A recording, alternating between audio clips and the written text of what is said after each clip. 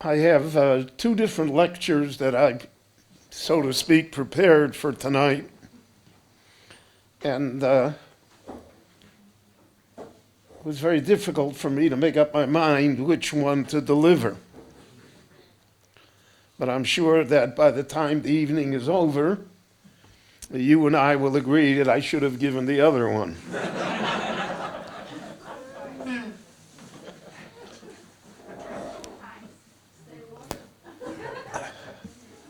I want to say a few words about Rabbi AJTwerski, Zecher Tzadik Levracha. As was mentioned here, I knew him for over 7 decades. I was a child when, before Bar Mitzvah yet, when I came into the yeshiva in Chicago. He was just after Bar Mitzvah when his father, the Rebbe from Milwaukee, brought him. And it was a different time. We didn't recognize Chassidim as Chassidim, and Jews were Jews, especially religious Jews, because there weren't too many of them. And from the beginning, he was the exception to all the rules in the yeshiva. First of all, he was a raving genius. Most people who are geniuses are not liked by their classmates because they raise the curve and they make you feel inferior. But he was such an engaging genius that we all loved him, and we gravitated towards him. I told Rebbetzin Gale in the car coming here, it's Purim time. He was the Purim Rebbe in the yeshiva when he was 14 years old, and he did it for 10 years. His specialty was pantomime. He never said anything. So I remember once he did a pantomime of a Lithuanian Rosh Yeshiva lighting a cigarette. 15 minutes on the floor. You couldn't get up. The rabbi they ran out of the room. They didn't know what to do with themselves. And Rabbi Kreisler, Zecher Tzadik Levracha, who was our Rosh Yeshiva, and who was the Krakower Ilui, and he was a graduate of Yeshivat Chachmei Lublin, by Reb Meir Shapiro. So he told me, he said, you should know, Berel, that Twersky would have been an Ilui in Lublin.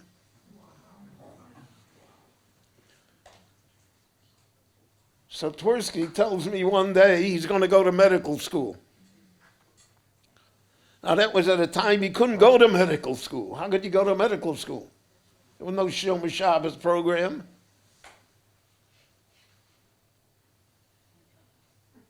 And his elder brother already was a Rav in Denver. So I said, Shia, what do you mean you're going to go to medical school? He said, I'm going to go to medical school. I want to be a doctor. So I remember I went home and I told my mother, Twersky wants to become a doctor. I also want to become a doctor. So she said to me, you're not Twersky. Which was the wisest comment as only mothers can make. Mothers are there to deflate you, to make you real. And we remained close for all the years when I was in Miami Beach, when he would come down, he and the Rebbetzin. We always had Lava Malkas together, and later in Muncie, and here in Eretz Yisrael. And my wife was instrumental in Rebbetzin Gale coming into the picture. So it's very emotional for me because we don't see that type of person anymore. You don't see a Chassidish Rebbe go to medical school. You don't see somebody that knows Gans Shas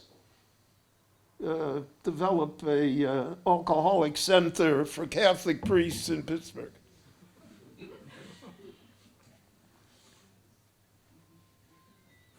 You don't see these people who write 60, 70 books and, can they turn out a book in 20 days.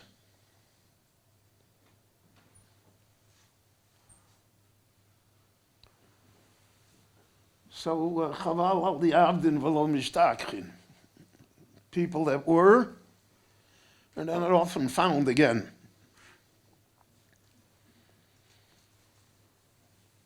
So when Mort called me, and he asked me to come say what I'm going to say here tonight, I certainly was enthralled to be able to accept,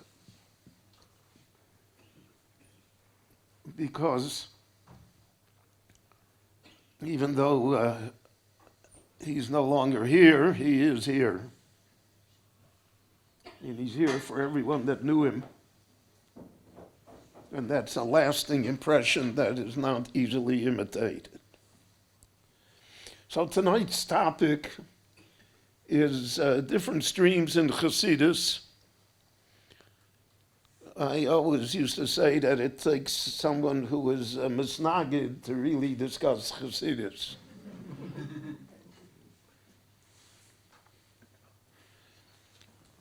Why did Chassidus begin? When did it begin? How come? How come Rashi never saw a Chassid? In our terms of a Chassid. What? Shabtai Tzvi. Yeah. Listen, if you get all the right answers, you don't need me, you know what I mean? The Jewish world in the 17th and 18th centuries fell apart for various reasons. It takes a long time for tragedies to really unfold, for us to understand their impact. We still haven't figured out the Holocaust. We haven't realized yet the damage that it has done to us.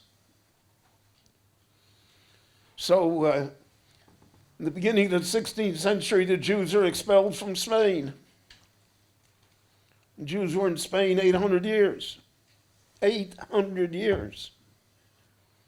The Jews were the foreign ministers, they were the finance ministers, they were generals in the army. Rab Shmuel HaNagid, who wrote a parish to the Talmud, was a full general in the Spanish army. It's unimaginable, these people. The Ramban, the Rashba, the Ran, Gdolei Olam, the greatest people, and the Rambam, Hanesher HaGadol, the great eagle that carries the Jewish people on his wings till today. And it all ended. Not only it ended, 50% of Spanish Jewry became Christians.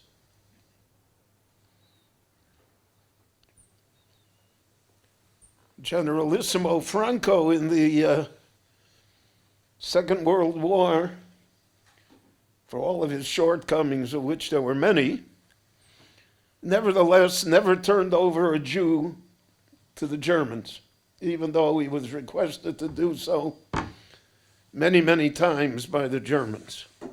And he had like 30,000 French Jews who were refugees who ran across the Pyrenees and found some sort of safety in Spain in the Second World War.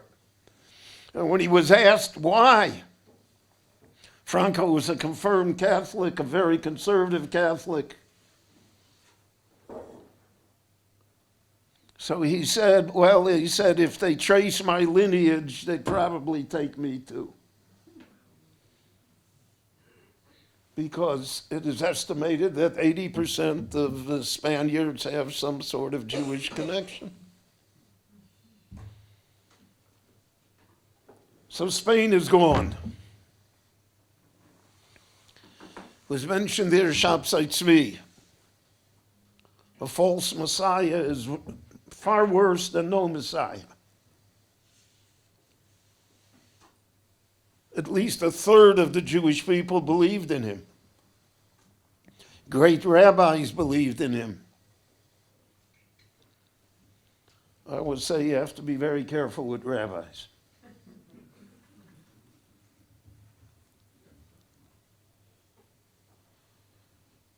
That's a lecture that you did not pay for, and I'm not going to give it to you.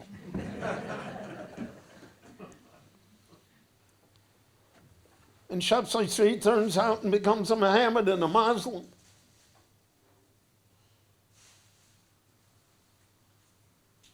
Tremendous damage. And then you have the ideas of the Enlightenment that come into Eastern Europe, the Haskalah, that undermine tradition, that undermine the Torah. And you have the continual persecution of the czars. And you have unremitting poverty.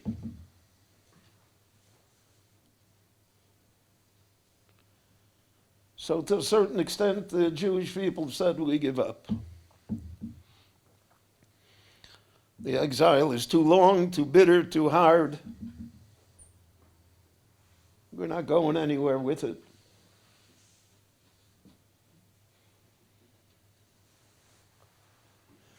Into this void came Chassidus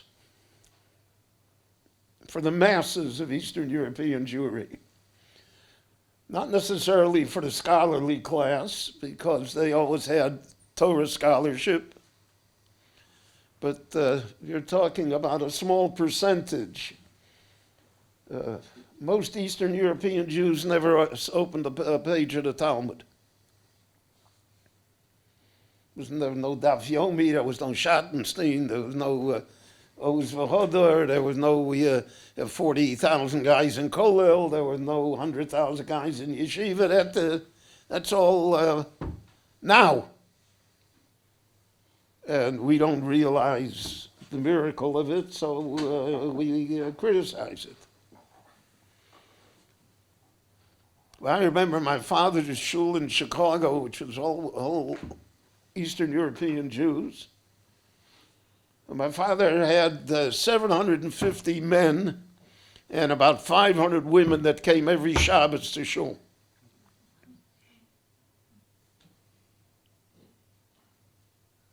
Poshet to Shabbos.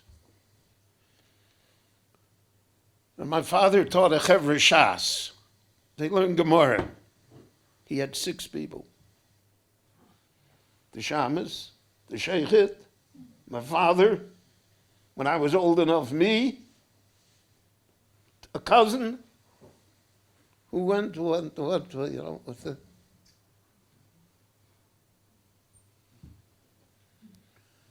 So, the Baal Shem Tov introduced into the world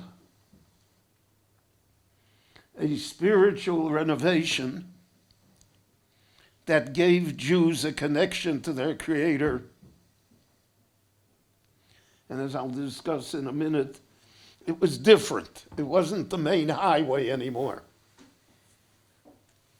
The connection to the Creator was perhaps no longer through this intensive study of the Babylonian Talmud. It was a different way we were going to do it. We were going to hold on to the Jewish people. We were going to tie them to the corners of the altar.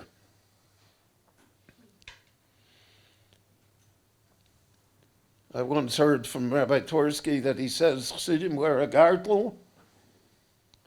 He says, not because it ties their pants together. It's because it's a visible manifestation of their attempt to tie themselves to the Ribono Shel Olam.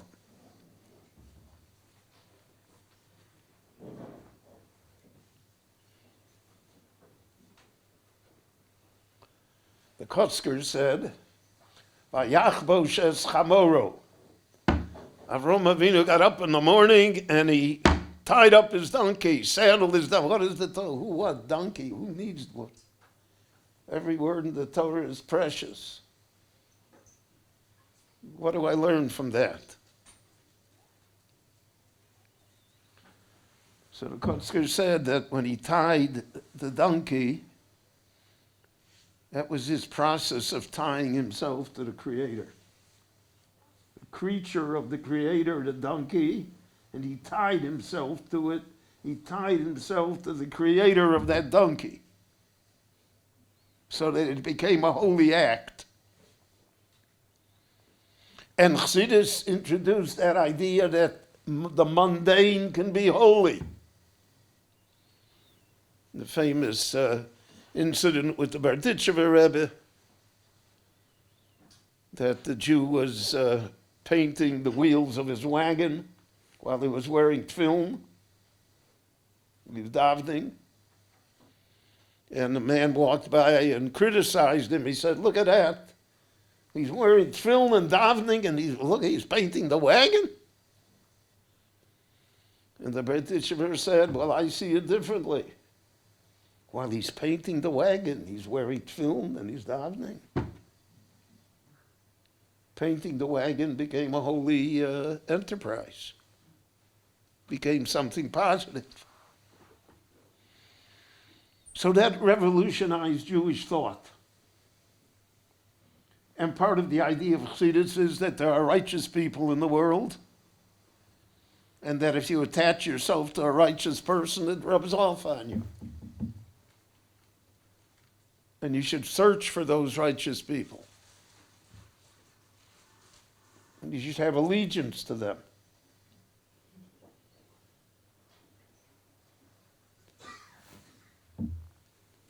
Now, what happens when you have a popular movement, and this was popular, this was from the ground up, not from the top down. The opposition to Chassidus was from the Talmidei Chachamim, from the great Rabbonim, who saw in it dangers which existed but never materialized. But from the bottom up, the people, and the people loved all the stories, fantastic as they may have been. You don't have to believe the story to be inspired by it. People say, "Did it really happen?" Could have happened. The Kotzker said on that as well. He said, if you believe all the Hasidic stories, you're a fool. But if you say they couldn't have happened, you're an apocalypse. That's a fine line, but that's where it lies. So you had all of this going on, and then people wanted to have that holy people should bless them. The holy people, they felt, had an influence in heaven. Tzadi Gozer, V'Kodesh Baruch Hu Mekayim. They also felt that holy people had insights that they didn't have, could give advice. Rabbi AJTwerski always used to say that he went into the family business. He said his father was the greatest mental therapist that he knew. All of his life he gave advice. He understood people. That's what a mental therapist is. He didn't have degrees, he didn't have a title. But the Rebbes were great judges of human beings and of life.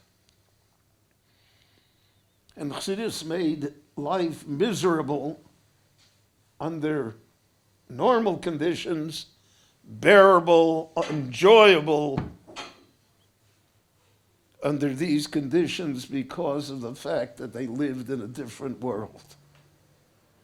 They raised you to a different level of understanding.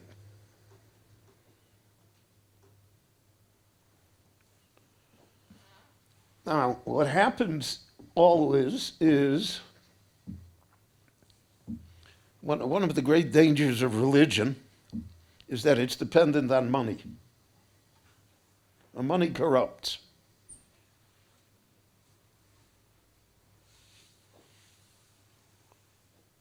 And there are people who saw that they could make a living out of this. And therefore, on the fringes of the Hasidic movement, there were charlatans, phonies, fakes.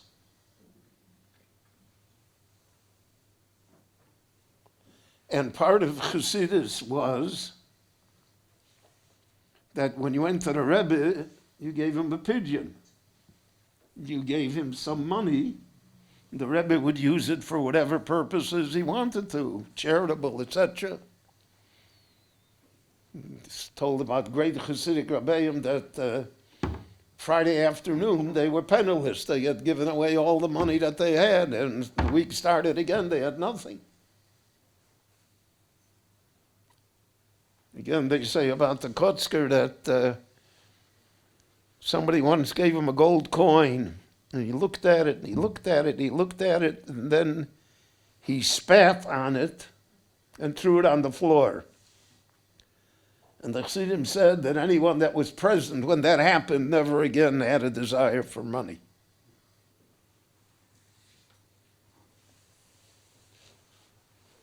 I'm looking for that video, but I haven't found it yet.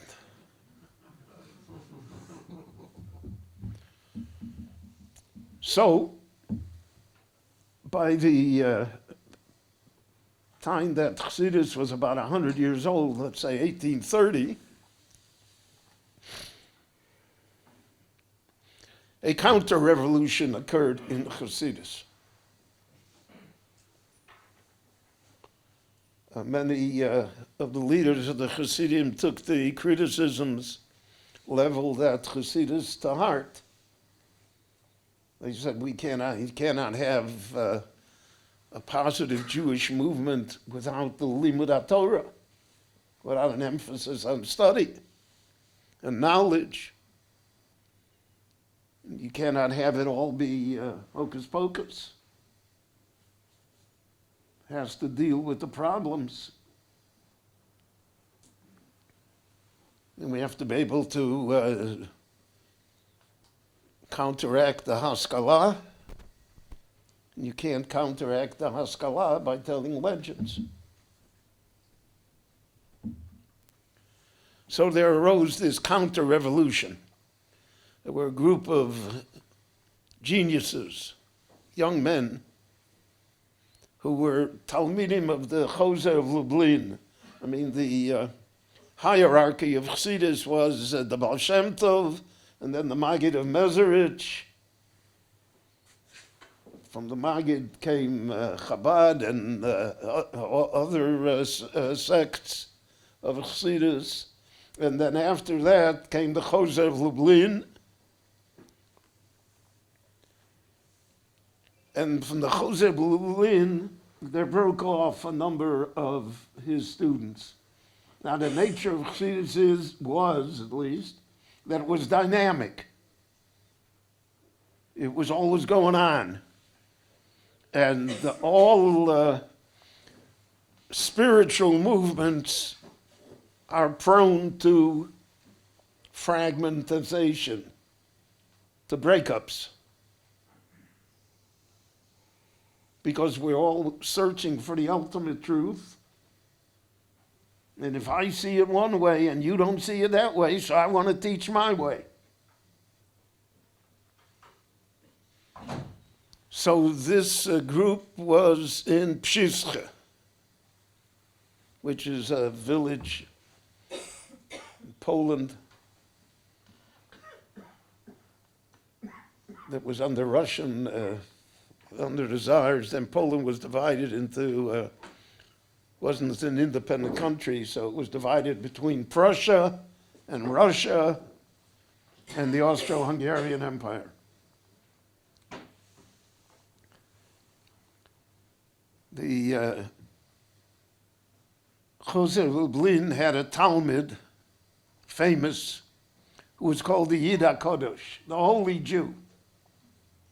Now, you can't buy that title.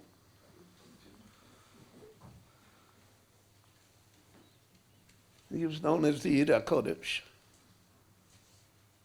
His last name was Horowitz, Yaakov Yitzchak Horowitz.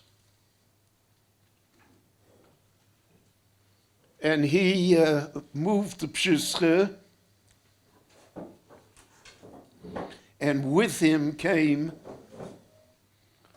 a number of the outstanding young men who had studied under the Chozeh of Lublin and now followed him. And in Pshischa, they put a tremendous emphasis upon Torah scholarship. They were great Gaonim, Talmidei Chachomim, and humility is not the word. They hid themselves so that no one would suspect their piety. There were extremists there that, for instance, on Tisha B'Av would rub chalk on their lips so people would think they ate. And they searched how to come closer to Hashem, how to reach God. And they were an elite, not only elite, they were elitist. Not everybody could join. And they lived a hard life, and purposely so.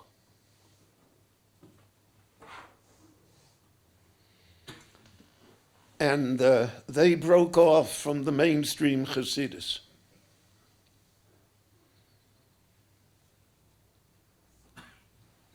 The Kotzker, who is the greatest of the line, said, Oso sumofsim is biad mas b'nei chom. Miracles are for the goyim, not for us. We don't have miracles. We have only the service of God. Well, there was a strong opposition to this group because this group undermined, so to speak, the traditional Hasidic leaders of the previous generations.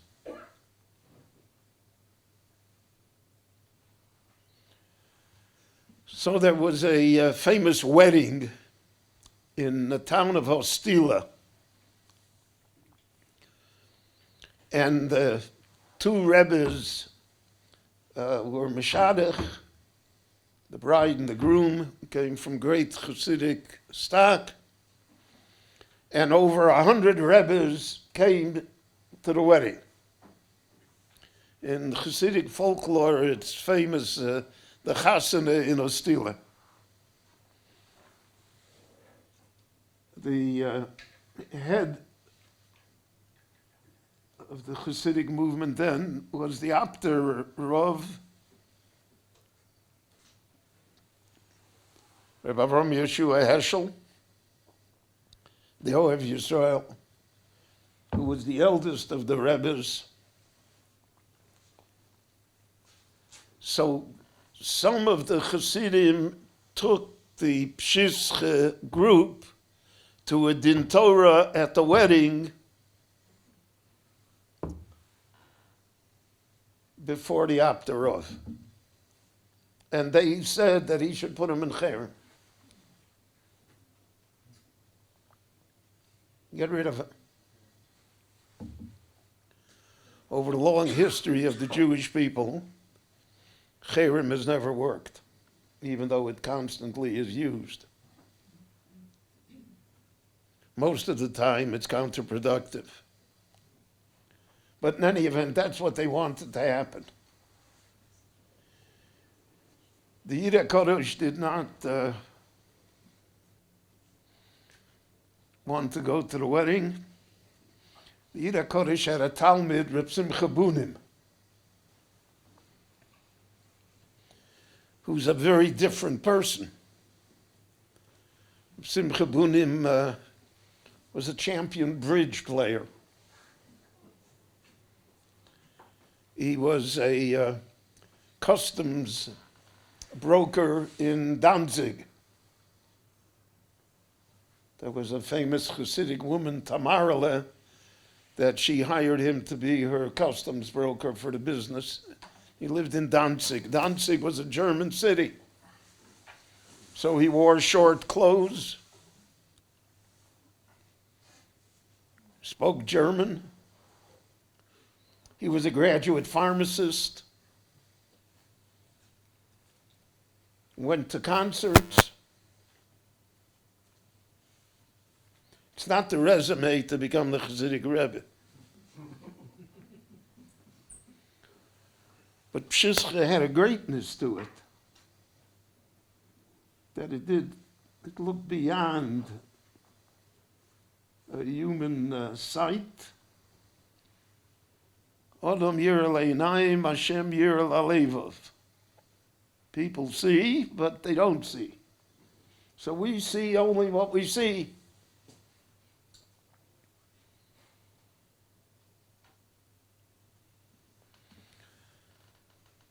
And when the Ira Kodesh passed away, Simcha Bunim became the Rebbe in Pshischa. And he was a great Rebbe. In any event, in order to represent Pshischa at the Din Torah, they sent Rabbi Yitzchok Meir Alter, the Chidushei Orim, the founder of Ger Chasidus, who was then a young man, but it was a Gaon Olam. You look in the Chidushei Orim, and unfortunately it's not that popular in the yeshiva world, but I remember Rabbi Kreisler used to point out a lot of things. When you look in the Chidushei Orim, you find a lot of Reb Chaim Brisker's Torah in the Chidushei Orim, but without the language, without the terminology that Reb Chaim used. But the core essence you find already. The analytical approach to how to look at the Gemara. In any event, the Chidushei Orim defended Pshischa in front of the Apter Rov. So the Apter Rov decided that they certainly should not be put into Cherem, and that they had a right to exist. But he said to them a warning. He said, you should know, originally there was a straight highway for the Jewish people. That was the highway that Rashi went on and the Rambam went on. The Shulchan Aruch, the Shach, the Taz, that was the straight highway. He said, but a roadblock happened. The roadblock, whatever we'll say it is, the expulsion of Spanish Jewry, Shabsai Tzvi, the Haskalah, whatever. So we had to make a detour to get around the roadblock. That detour, he said, was Chasidus, to get us back to the highway. Now he said, you want to make a detour to the detour. He said, if we keep on making detours, we'll never get back to the highway. And Pshischa internalized that. So that after Reb Simcha Bunim passed away, Reb Menachem Mendel Morgenstern, the Kotzker Rebbe, became the head of Pshischa. The Kotzker Rebbe is 200 lectures by himself.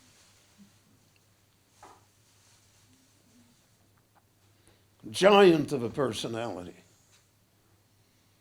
Hard as a rock.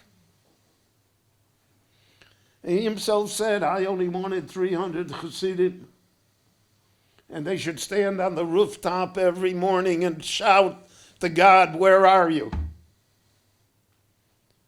And he said, instead, I got thousands of people that come to me, and they want me that I should pray that their cow should give more milk. I think there's no example of rabbinic frustration greater than that.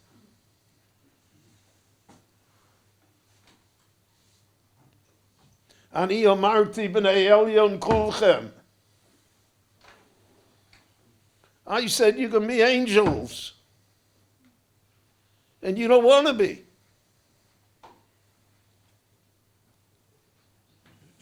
Ochen kodam temusu.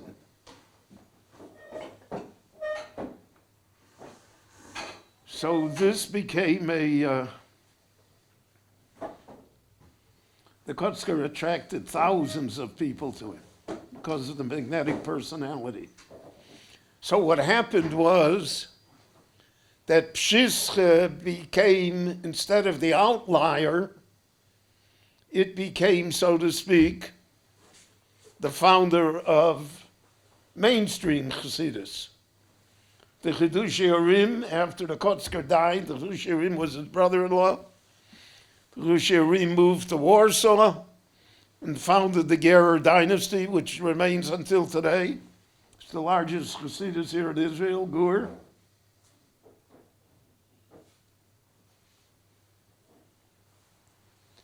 And so many sparks came from it, different Chassidus and all over.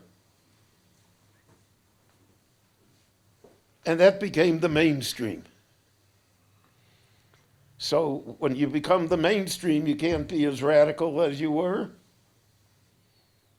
But on the other hand, the mainstream now became much more scholarly, much more attuned, so that the division between the Jewish people on these subjects became less acute. And especially since they had a common enemy, the Haskalah. So already at the time of the Tzemach Tzedek and Reb Chaim Volozhiner, and then Reb Yitzchak Volozhiner, the animosity between the two groups declined precipitously.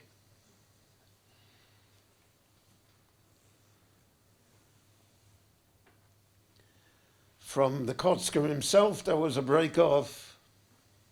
Mordechai Yosef Weiner broke off, founded the Izbitzer Chassidus.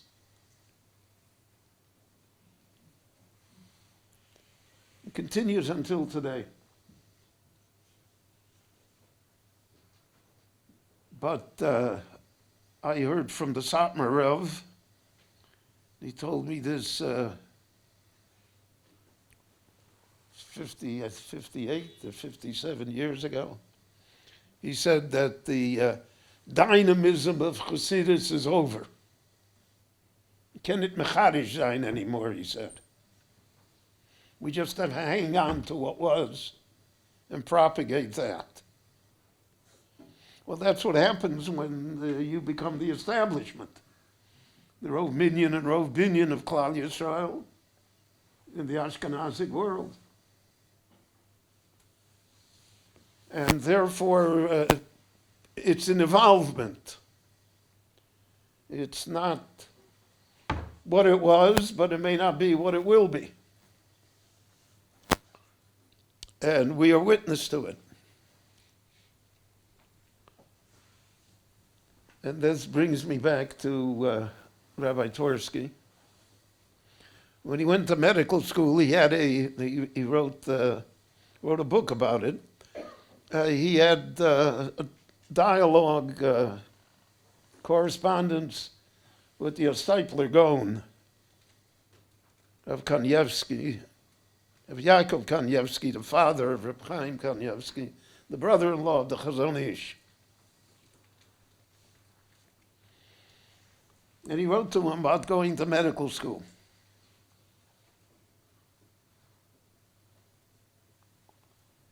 And the Steipler wrote to him, if that's what your heart tells you to do, you should do it. Hard to imagine today. But again, different people, different times. But he said, if you're going, you got to go Gevi Ayid. Go like a Jew. Put on the frock. Grow a beard. So that when people see Twersky in medical school, they'll stop and look. How did that freak get in here? And he said, then you'll fulfill your purpose.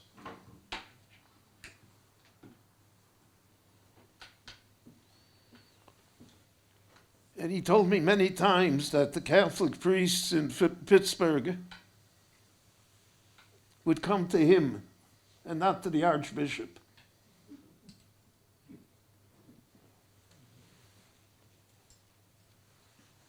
Because they knew that he was the real thing.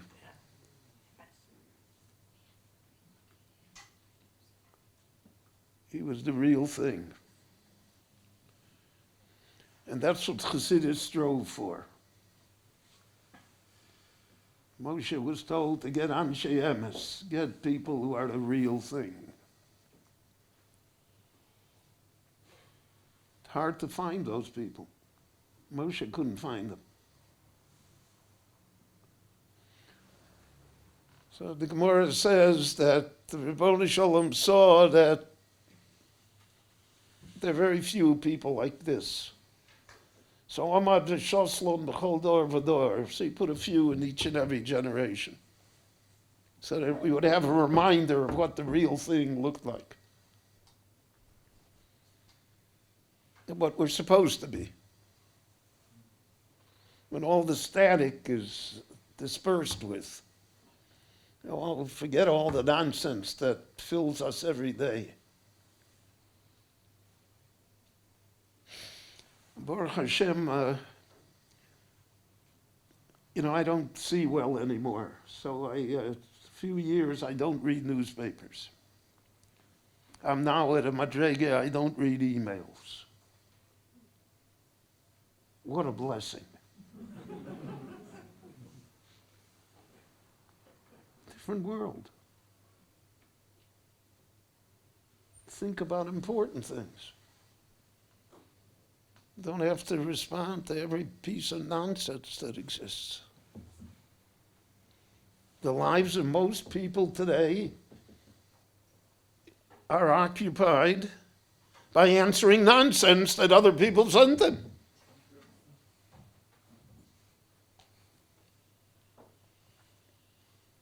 It was a great lesson that my mother taught me among all the other lessons. I used to come home and say, Johnny said this and this about me. Yeah, and I'm angry. So she said, why are you angry? I said, he said this about me. So she said in Yiddish, hat gesagt. So he said it, so what?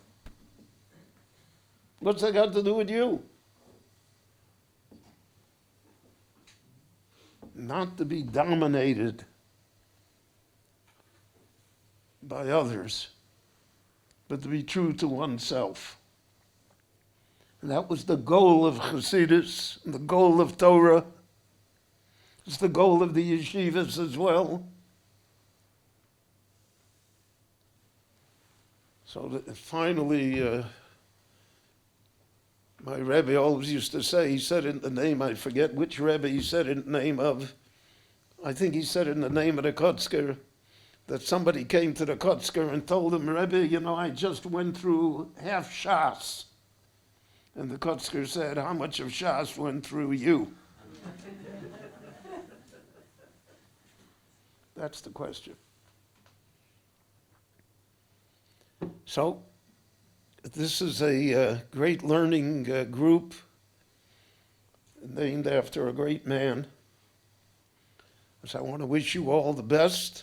Blessings and good health, nachas and happiness, and Ramat Beit Shemesh should continue to grow and expand, and that we should hear good news one from another. Thank you very much.